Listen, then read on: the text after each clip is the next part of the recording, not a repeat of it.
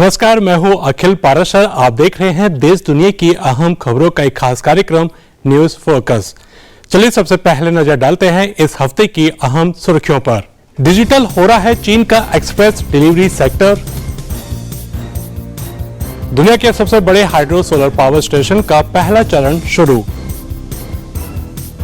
जंगल की आग की वजह से ओटावा की वायु गुणवत्ता बेहद खतरनाक। अब समाचार विस्तार से।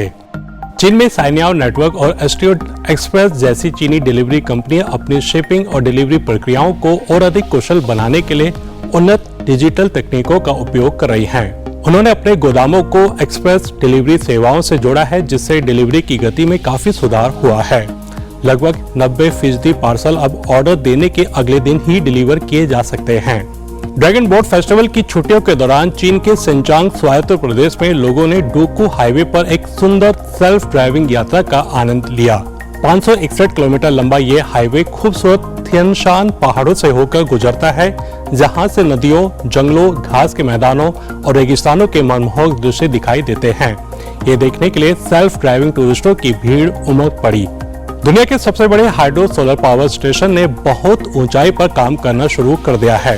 केला फोटोवोल्टिक पावर स्टेशन का पहला भाग चीन के सिचुआन प्रांत के याजियांग काउंटी में समुद्र तल से 4600 मीटर ऊपर के पहाड़ पर स्थित है। यह हर साल 2 अरब किलोवाट प्रति घंटा ऊर्जा पैदा कर सकता है, जो लगभग 7 लाख घरों को बिजली देने के लिए पर्याप्त है। ये पावर स्टेशन यालोंग नदी स्वच्छ ऊर्जा बेस का हिस्सा है और उसकी क्षमता 10 लाख किलोवाट है। Sao Paulo coffee festival Brazil में आयोजित हुआ, जिसमें देश की समृद्ध कॉफी संस्कृति का प्रदर्शन किया गया। दुनिया के सबसे बड़े कॉफी उत्पादक और निर्यातक के रूप में ब्राजील के कॉफी फेस्टिवल ने कॉफी की विभिन्न किस्मों की पेशकश की और विजिटर्स को कॉफी बनाना सिखाया। यह फेस्टिवल 3 दिनों तक चला और विजिटर्स को विशेष कॉफी का स्वाद लेने, कॉफी बीन्स और उपकरण खरीदने और कॉफी बनाने के कौशल सीखने का मौका मिला। कनाडा की राजधानी ओटावा में हवा की गुणवत्ता अलग अलग क्षेत्र में जारी जंगल की आग से गंभीर रूप से प्रभावित हुई है। इस रविवार को हवा की गुणवत्ता जोखिम पैमाने पर उच्चतम स्तर पर पहुंच गई, जो महत्वपूर्ण स्वास्थ्य जोखिमों का संकेत देती है।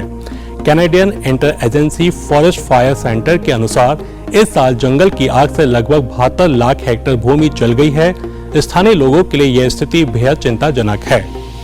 तो ये थी इस हफ्ते की अहम खबरें। अब चलते हैं हमारे एक स्पेशल सेगमेंट न्यूज स्टोरी की तरफ, जहां हम आपको भारत के मणिपुर फिल्म डायरेक्टर हाओबम पवन कुमार से मिलवाते हैं, जिनकी हालिया फिल्म जोसेफ सन का 25वें शंघाई इंटरनेशनल फिल्म फेस्टिवल में वर्ल्ड प्रीमियर हुआ।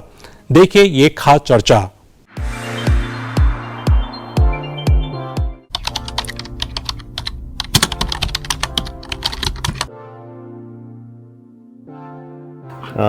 फर्स्ट ऑफ ऑल हमारा जो फिल्म का ये वर्ल्ड प्रीमियर है, मतलब हमने कहीं पे दिखाया नहीं, और शंघाई में यहाँ पे वो लोग वर्ल्ड प्रीमियर ही लेता है, और वो भी मेन कंपटीशन में। मतलब एक फिल्म मेकर के लिए ये बड़ा चीज़ है कि फियाप रिकॉग्नाइज फेस्टिवल है फर्स्ट ऑफ ऑल शंघाई, तो वर्ल्ड का प्रीमियर फेस्टिवल में माना जाता है, और ये हमारा वर्ल्ड प्रीमियर मतलब हमारे लिए तो बहुत बड़ी चीज़ है आज। तो आई वॉज वेरी हैप्पी कि इतना ऑडियंस आए और फिल्म को देखा, फिर बातचीत भी किया हम लोग।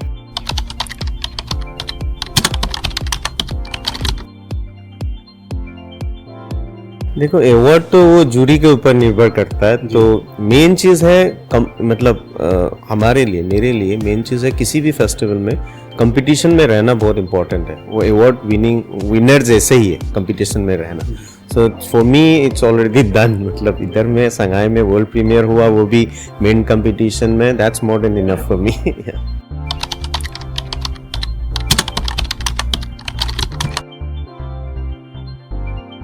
जैसे मैंने कहा था कि मैं बहुत दिन से डॉक्यूमेंट्री बना रहा हूँ, तो मेरा जितना स्टोरीज है, मैं जो एज एन आर्टिस्ट, मैं आई बिलीव दैट कि मेरा सराउंडिंग का स्टोरी होना चाहिए, जो एज ए पर्सन जो मेरे को इफेक्ट होता है, उससे मेरा आइडियाज़ आता है। तो मणिपुर में बहुत दिन से क्या हो रहा है कि हम लोग का मिनी इंडिया जैसा है, 35 डिफरेंट कम्युनिटीज़ है, तो एक दूसरा सब लोग अपना ज़मीन को लेके बहुत उधर में प्रॉब्लम चलता है। तो मेरे को बहुत दिन से डर था कि ऐसा कुछ बड़ा कुछ हुआ 90s में, कुकीज़ और नागाज में हुआ, तो ये अगर चीज़ दोबारा हुआ तो क्या होगा, मतलब 2023 में या 24 में या 30s में जाके। तो ये डर के वजह से, क्योंकि वो टेंशन था जब मैं ये फिल्म के बारे में सोच रहा था, ये शायद 2019 कोविड के उस समय सोचना शुरू किया था, और शायद पैसा भी उसके कोविड की वजह से थोड़ा रुक गया था, शूटिंग थोड़ा चालू हुआ फिर रुक गया था, फिर देन लास्ट ईयर मेरा मेडिकल कंडीशन घर में थोड़ा ये ठीक नहीं था, 1 साल पोस्ट प्रोडक्शन में भी रुक गया था। ये फिल्म तो काफ़ी पहले बनना था, लेकिन ये इंसिडेंट जो है, मेरे को जो डर था, जो मणिपुर में अभी जो हो रहा है, तो अभी हुआ है May 3 को। बहुत लोगों को लगता है कि ये इंसिडेंट को बना दिया, नहीं नहीं, ऐसा कुछ नहीं है। मेरा जो डर था कि ऐसा कुछ होगा, लेकिन इतना जल्दी होगा मेरे को पता नहीं था।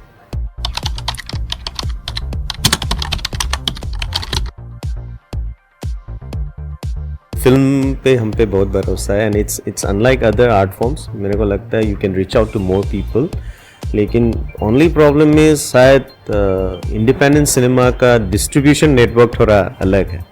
नहीं तो क्या होता है, मेनली हम लोग बनाते हैं फिल्म, लेकिन बहुत लोग देख नहीं पाते, शायद फेस्टिवल के अलावा कहीं पे दिखाना, ये मेरे ख्याल से थोड़ा ये सिस्टम, थोड़ा डिस्ट्रीब्यूटर का या सेल्स एजेंट का, ये डिस्ट्रीब्यूशन सिस्टम जो है अभी तक इंडिया में ठीक से आया नहीं हम लोग का। और बड़ा ये भी है ना, हमारा तो इंडस्ट्री है हिंदी फिल्मों का, साउथ इंडियन का, जो हम लोग जो इंडिपेंडेंट फिल्म बनाते हैं उसका अभी तक उतना मार्केट नहीं है। मेनली हम लोग का फिल्म जो है ज़्यादातर फेस्टिवल्स वगैरह में, नेशनल अवार्ड्स में, ये सब के अलावा दिखाना बहुत मुश्किल है, और वो भी छोटा भाषा में बनता है। तो इसका अभी तक इंडिया में और बाहर में अगर अच्छा फेस्टिवल में चल गया तो OTT प्लेटफॉर्म भी इंटरेस्ट दिखाते हैं, वरना बहुत मुश्किल है उतना। But I believe that, I don't know if cinema can change anything, लेकिन मेरे ख्याल से एटलीस्ट ये जो है मास मीडिया है, इसके through we can reach out to more people, that's what I believe, then other medium.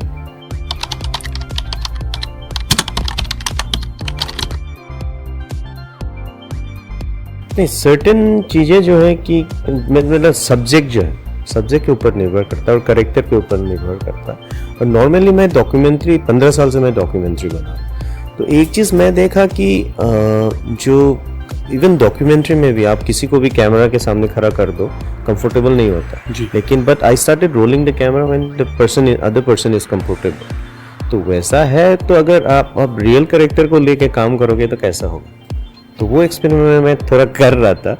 लेकिन ऐसा भी नहीं है कि सब कैरेक्टर्स नॉन एक्टर्स हैं, देयर आर पीपल, छोटा छोटा जो रोल है वो नॉन एक्टर्स है। और प्रॉब्लम ये भी है कि मणिपुर में थिएटर, ये एक्टर्स बहुत है, ऐसा नहीं है कि ये एक्टर नहीं है, लेकिन ये जो मेरा जो सब्जेक्ट है, मैं जो भी सब्जेक्ट उठाता हूँ, ऐसा इंटीरियर्स का लोग है, ये लोग कभी ये नहीं किया ना, एक्टिंग वगैरह नहीं किया। तो ये मेनली मेरा सब्जेक्ट के वजह से भी होता है, और मेरा ओवर कॉन्फिडेंस भी है कि डॉक्यूमेंट्री में मैं अगर किसी को, आपको अगर एक्टिंग करवा सकता हूँ, मैं डॉक्यूमेंट्री भी मेरे को लगता है एक्टिंग ही है एक लेवल के बाद। तो अगर कर सकता है तो आम दूसरा आदमी क्यों नहीं कर सकता।